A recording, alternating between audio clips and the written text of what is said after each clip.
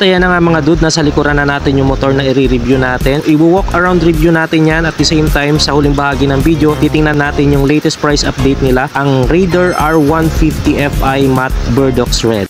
Unahin na natin itong kanyang engine specs. Ito ay may 147.3cc, liquid cooled, 4-stroke, dual overhead cam, 4-valve, fuel injected, at syempre bagay na bagay ito sa mga mabilisang takbo dahil ito ay may maximum power of 13.6 kW at 10,000 RPM. May maximum of torque na 13.8 Nm at 8,500 RPM. Syempre hindi ka rin talaga nito mabibitin dahil ito ay may 6-speed manual transmission. At kung ikaw ay hindi katangkaran kagaya ko na may 5'3 hanggang 5'6", ay talagang swak na swak ang motor na ito dahil may seat height ito na 765mm at napakaliwanag na rin ito kahit sa gabi dahil ang headlight nito ay LED na, ang signal light nito ay bulb type. At syempre full digital panel na nga siya. Napaka-elegante ng kanyang mga emblem, ang kanyang mga logo lalo na dito sa may harapan. Dagdag pa ng angas ng motor na ito yung M-shape na LED light. Ang kanyang specs ay wala namang pinagbago, gaya pa rin naman ng dati. Ang naiba lang talaga ay yung kulay dahil itong cowling na to, dun sa dating kulay niya ay color black pa siya, ay ngayon ay talagang matte red na ng kabuuan. Tapos yung mga fairings dito sa right side. O diba astig? Ang front wheel nito ay nilagyan ng napakagandang kulay black na mags. Bumagay sa kulay black na telescopic fork. Ayan, at syempre ang size ng gulong niya sa unahan ay 70/90/17 IRC tire at napakalaking disc brake na may dual piston caliper. Napakakapit niyan dahil napakalaki ng kanyang disc brake. Ayan, kahit na hindi pa siya ABS. Dito sa bandang unahan, ayan, so telescopic fork. Ang fender niya matte red. Sa tingin pa lang mahalata mo talagang napaka-durable ng kanyang telescopic fork. Ayan. O, diba? Tapos i-check natin itong front fender niya. Ayan. Flexible siya, so hindi siya basta-basta mababasag kapag nabangga. Ayan. O, diba? Tapos yung Suzuki logo dito, naka-emblem siya. And then FI dito sa may gilid. Then dito nakasulat din sa may gilid, Hyper Underbone. Sa kabila din ng head, ayan, Hyper Underbone din, ayan, premium na premium ang datingan. Tapos dito sa may side fairings, nakasulat yung Suzuki DOHC 4-valve, Suzuki Advance twin spar frame, Raider R150. Tapos dito sa bandang baba 6-speed. At syempre present pa rin dyan yung horn. Ayan, may cover na siya. Tapos yung cowling or araro ng motor. Yan yung pinaka body frame ng Suzuki Raider R150 Fi. So napakanipis niya. Talagang napaka-aggressive ng datingan ng motor na to. Ayan, tapos hanggang dito sa may likurang bahagi, nakasulat yung R150 liquid cooled. Ang Suzuki Raider R150 ay isa sa mga pinakamatapang na looks na motor. Ayan, dahil sa nipis niya ay talagang animoy parang biglang bubulusok na lang sa hangin. Dahil ang underbone na to ay may kabuuang bigat na 109 kilograms. Sakto lang ang bigat niya mga dude dahil hindi naman siya kagaanan tapos hindi naman siya kabigatan. At dumako tayo dito sa babang bahagi. Ayan, may change gear pedal dito. Ayan, 1 down 4 up. Tapos dito yung apakan ng driver. Ayan, alloy na po yan. Alloy na po tres. Then pagdating naman dito, ayan yung apakan naman ng angkas. Alloy na rin po yan. Foldable parehas. And then naka-monoshock po siya dito sa likuran. Ayan, tapos yung kanyang chain guard present pa rin siya dito. Yung kanyang swing arm glossy black siya. And then syempre yung chassis niya ay glossy black. Ang ganda ng combination ng kulay dahil may part na naka-matte na black naman siya. Tapos yung rear tire size niya ay 80/90/17 tubeless. Ang tatak ng tire ay IRC, tapos naka-mags na rin po yan. And then pagdating dito sa taas na bahagi, ayan yung kanyang rear fender. May plate light na siya, naka-valve type din. Tapos yung susian dito sa kanyang underseat compartment. Tapos yung taillight niya and then yung signal light ay naka-assembly.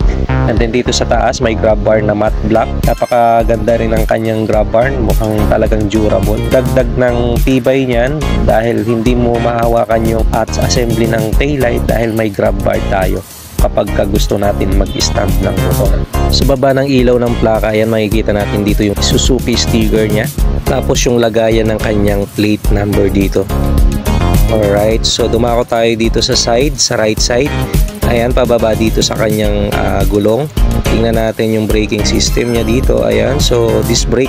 Naka single piston caliper, ayan. Tapos yung muffler end cap niya dito silver, tapos syempre present pa rin yung heat guard. Pasadahan naman dito natin yung side fairings dito sa kanang bahagi, syempre kagaya pa rin ng left side. Nandyan pa rin yung apakan ng angkas na alloy. Pagdating dito, ayan, nakasulat pa rin yung information ng motor na to, liquid cool R150 dito sa bandang likuran. Pagkadako naman natin dito sa may bandang unahan, ayan, yung Suzuki DOHC 4-valve Suzuki Advanced Twin Spark Raider R150 6-speed. So, present pa rin yung kickstarter niya dito, hindi nila tinanggal. Tapos yung brake pedal dito sa rear. Pag angat naman natin ng konti dito, ayan, so makikita natin dito yung small compartment niya. Ayan. O, diba, glossy black din yan. Tapos yung fuel tank capacity niya ay may 4 liters. O, ayan. Ayan yung underseat niya. So, kung makikita nyo, walang masyadong lagayan ng mga tools. Alright, so ang leather niya dito, napakalambot niya. Komportable upuan. Medyo may pagka-rough siya. May texture. And then dito, ayan, glossy black yung cover ng small compartment niya. May mailalagay tayo dyan ng mga small documents. Alright, so silipin ulit natin dito yung kanyang underseat. Ayan, may free siya na mga basic tools. Walang space ang underseat niya. So, in short, talagang pagka-underphone, ganyan talaga siya. So, nandyan yung battery niya, then yung grab bar niya. Alright. Ayan, so i-close natin sandali. Ayan, pagdating naman dito sa may bandang unahan, ayan, nandyan yung meter panel niya.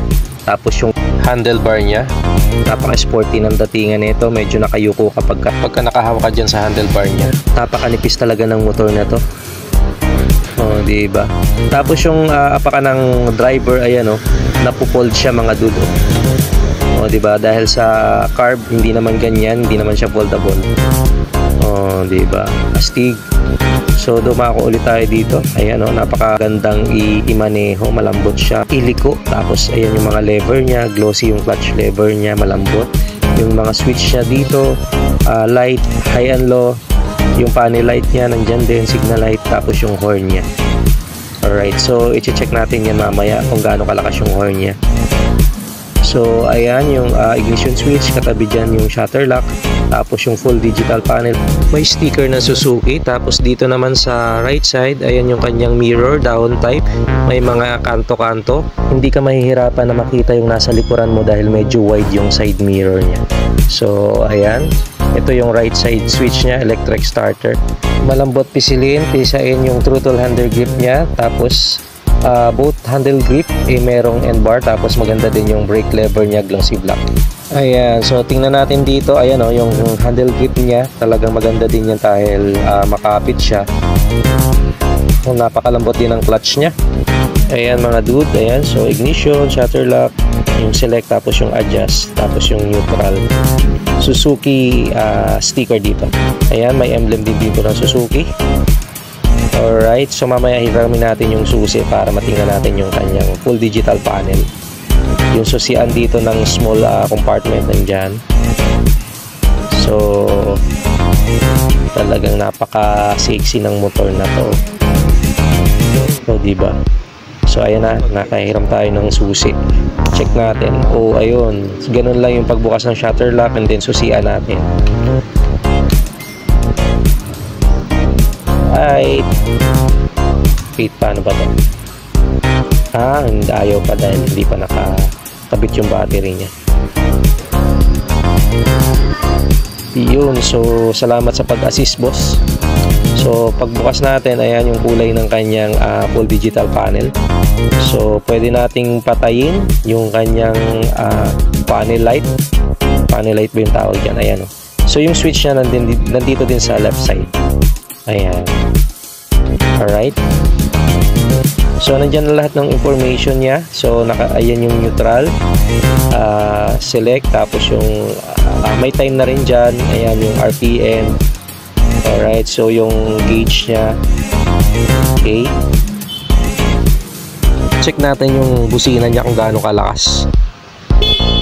Ang unit na to mga dude ay available dito sa Motorcycle City Taytay. Ayan, so gusto ko lang din i-shout out yung branch manager nila dito. yung manager nila tapos yung mga staff nila, sales consultant nila dito dahil talagang pinaunlakan tayo dito. So inassist tayo na maayos. So pagka pumunta tayo dito, pagka nag-inquire tayo, sigurado ako talagang ma-assist kayo ng maayos. Hindi lang underbone yung available nila dito sa Motorcycle City Taytay dahil ang Motorcycle City Taytay ay talagang meron ding mga big bike, tapos may mga scooters din sila, may mga backbone tapos underbone. At para sa mga iba pang detalye, so maaari nyo silang i-message sa kanilang Facebook page, i-visit itong Facebook page nila dahil meron din sila ditong talagang update araw-araw about sa kanilang mga available na unit dito sa Motorcycle City Taytay. At yan lang mga dude ang vlog natin ngayong araw. May tanong lang ako sa mga Raider R150 user natin. So sa palagay nyo, siya pa rin ba yung may titulong King of Underbone hanggang sa kasalukuyan? Comment down below naman mga dude. So yung price ng motor na to, so ilalagay natin dito sa huling bahagi ng video, tapos yung kanyang down payment and then yung kanyang monthly amortization. Ilalagay din natin dito yung contact number tapos yung address. So ayan, ang cash price niya ay 118,400, tapos magda-down ka ng 11,900. Ang 12 months mo ay 12,575, 24 months ay 7,587, 36 months ay 5,989. Siyempre, pwede nyo silang tawagan sa mga number na nandun dyan sa screen. Kung kayo ay may karagdagang tanong pa or mag-inquire kayo, magtatanong kung anong mga available na unit nila dito sa Motorcycle City Taytay. At siyempre, ito yung kanilang complete address. Alright. So yun, nandito tayo ngayon sa Motorcycle City Taytay para i-review ang Sniper 155, yung standard version. At ayan na nga mga dude, nandito na tayo sa loob ng Motorcycle City Taytay para i-review ang kanilang unit na Sniper 155, yung standard version na gray black or yung power gray. Bago ang lahat, kung bagong padpad ka pa lang dito sa channel ko, ay huwag mong kalimutan na mag-like, mag-subscribe and then i-hit mo yung notification bell para maging updated kayo sa mga susunod pa nating video. Kung pang-forma at papugian lang ng motor ay isang Sniper 155 sa talagang lingunin sa daan. Bukod sa napaka-komportabling sakyan ay talagang siksik-liglig din ito sa mga features. Bonus pa na maibubuga din ito sa pabilisan. Ang tanong, siya na nga ba ang King of Underbone? Malalaman natin yan. I-review natin ang lahat-lahat sa motor na to, ang kanyang specs, ang kanyang mga features, tapos i-walk around review din natin to, ang kanyang looks, tapos sa huling bahagi ng video titingnan natin yung kanyang SRP, tapos kung magkano ang pwede nating i-down at saka yung mga monthly amortization nila. So tara, wag na nating patagalin to. So punta tayo sa kanyang specs. Ang kanyang engine specs ay liquid cooled 155cc, 4-stroke, single overhead cam, 4-valve FI, may BBA na nagpapaganda ng performance ng makina from low, mid to high RPM. Equipped na rin ito ng assist and sleeper clutch. Hindi ka rin mabibitin sa isang to dahil may 6-speed manual transmission. Napakalakas na rin ang underbone na to dahil may 13.2 kW at 9,500 RPM ang kanyang maximum power. At may maximum of torque naman ito na 14.4 Nm at 8,000 RPM. At katamtaman lang din ang laki ng kanyang tangke dahil may fuel tank capacity ito na 5.4 liters at may fuel consumption naman ito na 48.62 km per liter. May katipira na rin sa gas ang isang to dahil sa fuel injected na nga ito. Ang kanyang compression ratio ay 10.5:1. Ang kanyang bore and stroke ay 58 by 58.7 mm. Tubeless na nga ang kanyang gulong sa unahan na may sukat na 90/80 by 17. Disc brake na rin ito na may single fat caliper. Ang kanyang front suspension ay napakaganda laruin dahil nung sinubukan ko ito ay napaka-responsive ng kanyang telescopic fork at sakto lang din ang lambot. Naka-single monoshock naman ang kanyang rear suspension at kaya naman pala napakaganda nito sa cornering dahil ang kanyang gulong sa hulihan ay may sukat na 120/70 by 17. At mas maganda din to dalhin sa mga racetrack dahil may kalaparan nga ang kanyang gulong sa hulihan. Naka-tubeless na rin ito na may disc brake sa hulihan na may single fat caliper. LED na rin ang kanyang headlight at ang kanyang taillight maliban sa kanyang mga signal light. Ang mahalaga information about sa motor na to ay nandito sa kanyang full digital panel. Naka-negative LCD display, may white font, tapos may blue background, may Yamaha logo sa taas, nandyan ang kanyang neutral indicator, engine check, high beam and low beam, turn signals, temperatures check, gear indicator, RPM indicator, speedometer, fuel gauge, at nandito sa ibabang bahagi ang boto na kapag pinindot mo ay makikita ang orasan, tachometer, average fuel consumption, odometer, trip 1 and trip 2, Dumako naman tayo sa kanyang mga switches. Dito sa kaliwa ay nariyan ng high beam, low beam, passing switch, turn signals, and then yung horn. Sa kanan naman ay nariyan ng kill switch, hazard switch, at syempre yung electric start. Napakahalaga niyan dahil walang kickstarter ang Sniper 155. Ang Sniper 155 ay may seat height na 795mm. Tamang-tama sa ating height dahil ako ay may height na 5'6". Kahit ikaw ay mga 5'2", eh kayang-kaya mo pa to. Medyo tiptoe ka nga lang. May bigat din ito na 119 kg, so hindi naman siya ganun kabigatan. Tapos may ground clearance ito na 150mm. Napakaganda din ang handling ng motor na to at yung kanyang turning radius. Bukod sa napaka-komportable nito dahil upright position ka sa motor na to, pinapakalambot din ang kanyang upuan. Tara at i-walk around review na natin tong Sniper 155 Standard Power Gray. Ayan, sa unahan nakikita natin napakaangas tingnan, napaka-pogi. Ayan, so modern looking siya sa unahan. May Yamaha decals dito sa unahan. Ayan, so tapos may parang matte finish. Yun, kombinasyon ng gray at may silver. Ayan, napakalamig sa mata nito. Ayan yung kanyang LED na headlight. Tapos ayan yung kanyang mga decals dito sa unahan, dito sa may kaliwa natin nakasulat dito 6 speed. Ayan, tapos yung kanyang mga ilaw dito, ayan napakalinis tingnan. Dito sa ibabang bahagi, ayan yung kanyang signal light, bulb type pa siya. Dito sa kanan, ayan may sniper, may silver na lining tapos may orange na lining. Alright, so dito tayo sa kaliwang bahagi. Ayan, majority sa kulay ng motor na to ay gray talaga, tapos may konting silver, tapos may mga lining lang na kulay orange. Ayan yung Yamaha logo. Tapos dito, pagbaba mo dito, ayan yung kulay ng kanyang mags, orange. So bumagay dito sa maliliit na decals dito ng mga lining. Ayan, may Yamaha, may Sniper. Sa baba, may 155. Alright. Ayan napakalinis tingnan. Tapos parang merong mga vent yata dito, ventilation. Ayan. So, ayan, Yamaha, Sniper, fuel injection. Ayan, pagdating dito sa bandang puwetan, ayan, may VVA or variable valve actuation. So ito yung kanyang makina, napakalinis din tingnan. So ang kanyang gear pedal, ayan, so aapakan mo lang siya tapos sisikwatin. Pagdating dito, ayan yung apakan ng ating back ride. So napakaganda dahil alloy siya. Ayan yung kadena niya, swing arm block. Alright, pagdating dito sa likuran, ayan, may monoshock tayo, tire hugger. So dito sa bandang puwetan, nakikita natin yung liquid cooled na nakasulat dito. Ayan yung kanyang chain cover, kulay orange na mags. Ayan yung kanyang mags, talagang napakatindi din dahil napakalaki. Talaga matindi to pang corner ring. Ang laki ng gulong nakikita nyo mga dudo, diba? So pag akyat mo dito, ayan yung kanyang tail light, yung lagayan ng plaka, may plate light din. Yung dalawang signal light niya dito ang sexy tingnan, diba?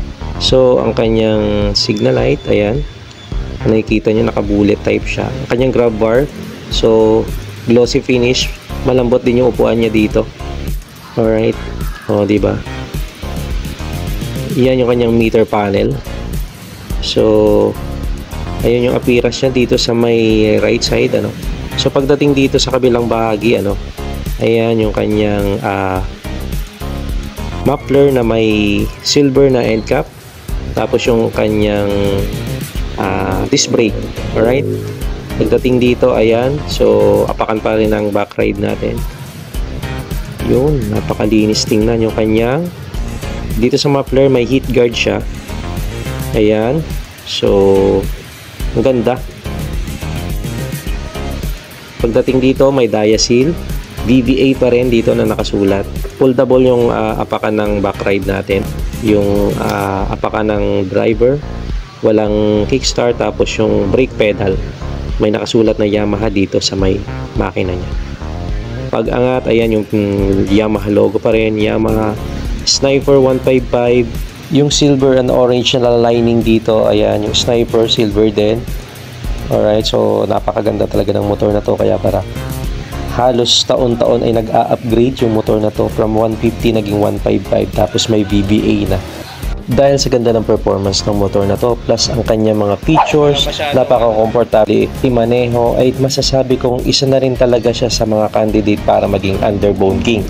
Sa iyong palagay, masasabi mo bang siya na ang Underbone King? So comment down below mga idol. Ang Sniper 155 standard version ay may SRP na 123,900. Pwede ka mag-down dito ng 9,300 at magmamonthly ka sa 3 years ng 6,606. At kung magda-down ka naman ng 37,200 ay magmamonthly ka lang ng 4,713 sa 3 years mo.